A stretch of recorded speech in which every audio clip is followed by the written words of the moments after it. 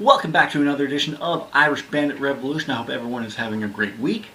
I, as always, am your host, the one, the only, the second Irish Bandit. And yeah, if you didn't watch this past week's High Five, I recommend you go back and watch it. It's going to be over my shoulder right here, or here, or here, or here, or here, or here, or at the end.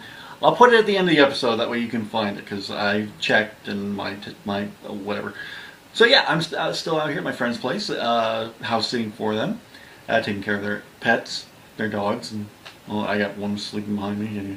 Anywho, that's not going to stop me from doing Irish Bandit Revolution or High Five, as you already could tell. So let's just get right down into it. We did this in season 4, so I think it's time we do another one as we talk about strange TV theories. And the first one I have on deck is about a popular Saturday morning NBC show. It wasn't a cartoon, it was more like a teenage comedy show. Everyone loved it. It's still talked about fondly to this day. If you didn't see Jimmy Kimmel reunite the cast, well, most of the cast, anyway, definitely go back and watch that. We're talking about Saved by the Bell, and this theory is that Saved by the Bell, the actual Saved by the Bell series, is all a figment of main character Zach Morris's imagination. So before there was Saved by the Bell, there was a little series called Good Morning Miss Bliss, which actually starred longtime Disney star Hayley Mills as the title character of Miss Bliss. In that show, you had the characters of Zach, you had the character of Screech, and you had Mr. Belding. So Good Morning Miss Bliss did okay, but the producers decided to revamp it, take it to a new network, and totally just turn it on its head, whereas Good Morning Miss Bliss was about middle school in Indiana, Saved by the Bell was about a high school in Bayside, California. Two completely different states, two completely different things, but that's kind of like the whole Nightmare on Elm Street thing, where you think that Springwood is in California, but it actually, oh hey, Springwood's actually in Ohio. So, but this theory, basically it's just Zach going into his own mind where everything's perfect, he does everything right, and that all his friends are just figments of his imagination. Now, I don't know how much of this I believe, because I'll be honest with you, I didn't watch a lot of Saved by the Bell growing up. I was all into the cartoons, and when it turned to live action, changed channel. No, I guess it was more like click, click, click. Who remembers TVs like that? Yeah, I do. So on the plausibility scale, I think I'd have to give this one about a 4.5. Because really, I just chalked it up to the producers just doing something new. Like, this could be possible, it could be not possible. This is one for you to decide, ultimately, in the end.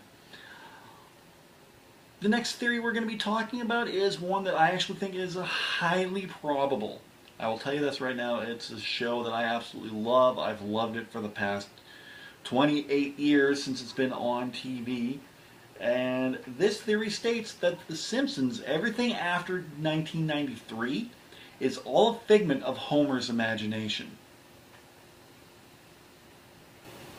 So this all stems from The Simpsons episode, So It's Come to This, a flashback episode or a clip episode. I don't remember the title of it, but it is the episode, April Fool's Day episode, where Bart takes a can of Duff beer, puts it in a paint shaker, shakes it up really, really, really well, and when Homer opens it, it blows up the entire house and Homer's in a coma.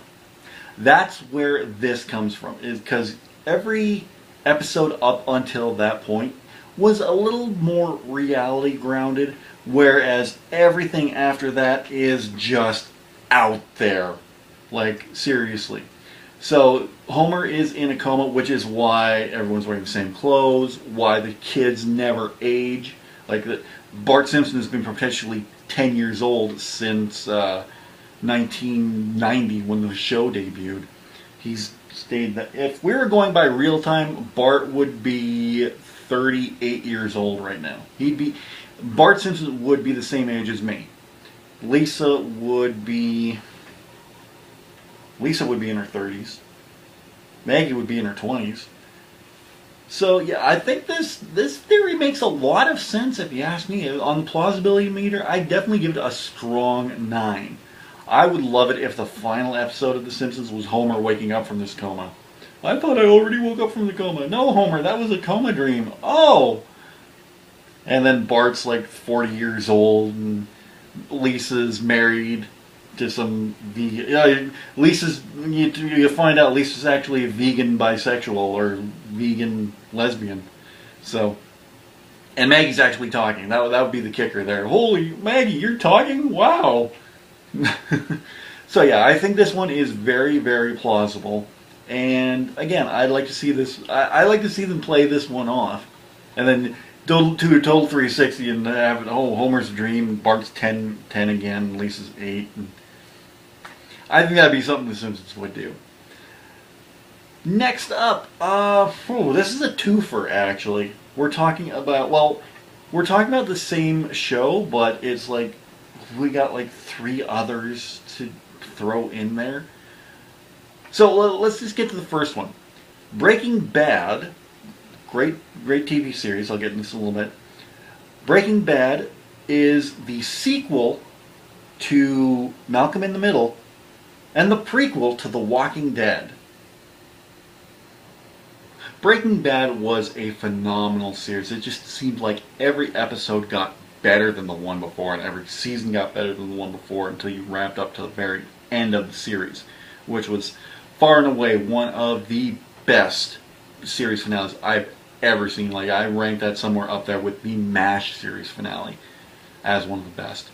As for the first part of this, I give this one about a 1 on the plausibility meter, about Malcolm in the Middle being a sequel to Breaking Bad being a sequel to Malcolm in the Middle, because they were two totally different characters. Hal was this goofy, almost man-child, whereas Walter White was a little more down-to-earth, serious science teacher. And, completely different families, as far as both wives go, Lois and Skylar. Lois was frickin' scary most days, and I just found Skylar really annoying most episodes. So, they kind of clash there. And then you have Walt Jr.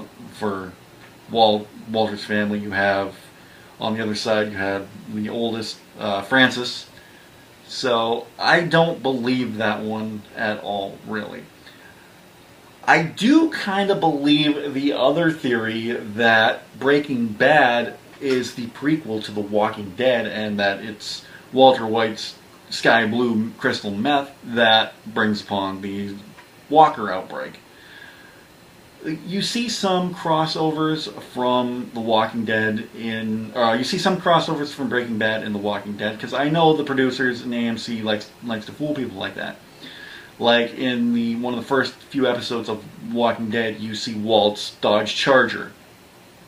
In season 2, you see Daryl brings out his brother's drug stash, and right at the bottom you see the crystal blue meth in the bag. And then Daryl and Beth are having this big heart-to-heart, and the way Daryl describes Merle's dealer, it's exactly Jesse Pinkman, like to the T from everything. So, yeah, I don't want to rank this one too high, because, AMC does do this stuff with all their other shows and puts in little Easter eggs. So I'll give this one about a 6 on the plausibility meter. I think it could happen. It would be funny. You see like Walter White as agent, or as patient 0 for the Walker outbreak. But if you've watched Breaking Bad, you know that what happens at the end of that. But it's never really clear, though, I guess. So, I don't know. I think it's a fun little theory myself. Speaking of The Walking Dead, this next theory involves The Walking Dead itself, and it is that the entire series so far has just been Rick's coma. So this theory states that Rick actually didn't wake up from his coma after being shot in the first episode of The Walking Dead.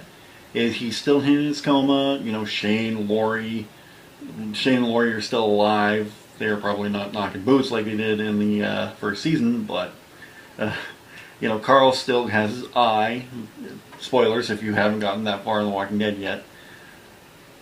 But I'm going to have to give this one a 1 on the plausibility meter because Robert Kirkman, the creator of The Walking Dead, one of the creators of The Walking Dead, has come out and said emphatically that everything that is happening up in this point in The Walking Dead is real. Or real in context of the TV series. Or the comic book series. Rick has woken up from his coma. This is happening. This isn't, you know, this isn't a dream. So I got to give this one a 1 on the plausibility meter. It's a great thought, but if Robert Kirkman has come out and said no, then I got to go with the creator because he knows what's going on. And finally, for our look at conspiracy theories, this one is a big one. This one is a weird one. And is that Firefly was not canceled by Fox Network, but it was canceled by the U.S. government. Okay, I'm going to have to do a little more research into this one, but the general gist of it is that with all of Firefly's anti-government themes to it, and with the Iraqi war so close, the U.S. government at that time, led by the Bush administration, wanted Firefly canceled because it had a big anti-war theme. Because if you know Joss Whedon, he's an atheist, he's anti-war, he's a very strong liberal. So it had all those elements in it on Fox Network, which is severely right-wing. So I'm not going to get too political on here because I hate politics, even Canadian politics. But so yeah, this is a weird one that I'm going to have to research a little more before I give you a definitive plausibility meter on. But it is, wow. It's a strange one, man. How can the government be that much into something to have it pulled off the air? So initially, I think I'll give this one a 2 on the plausibility meter, but I'm going to research it a little more. I'm going to come back to it a later time and tell you what I think of it, and just, wow. I know it's not true, it's just a theory, but if it was true, wow, talk about some meddling there.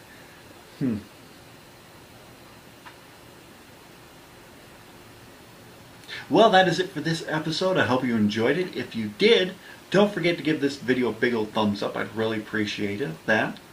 Let me know in the comments section down below. Are there any theories that you know of? Tell me, and maybe we'll do a third video on this. You never know. Over my shoulder right here, you're going to see a link to last week's episode where I am live at Taco Bell with my buddy Ryder Pride. I'm going to leave a link to his Twitch stream down below, and you can go watch him there. Don't forget to share this video anywhere you can on any social media outlet of your choice. And if that subscribe button is red, it means you're not subscribed. So hit that subscribe button and you'll be subscribed and you'll see new videos as they appear. I will be back home next week. After 2 weeks in house sitting, I will finally be back home, and I'm going to be talking about my 5 favorite anime series. Come back for that, and then we're going to have another My 5, not My 5, High 5, too many 5s, like I said in the last High 5. We're going to be starting the hype train for Saskatoon Expos. We're going to be talking about 5 celebrities that I would love to see at Saskatoon Expo. So be sure to join me for that. It's going to be a lot of fun. Guys, thank you for joining me for this episode, and I will see you again next week. I'm the Bandit, and I'm out of here. Take care.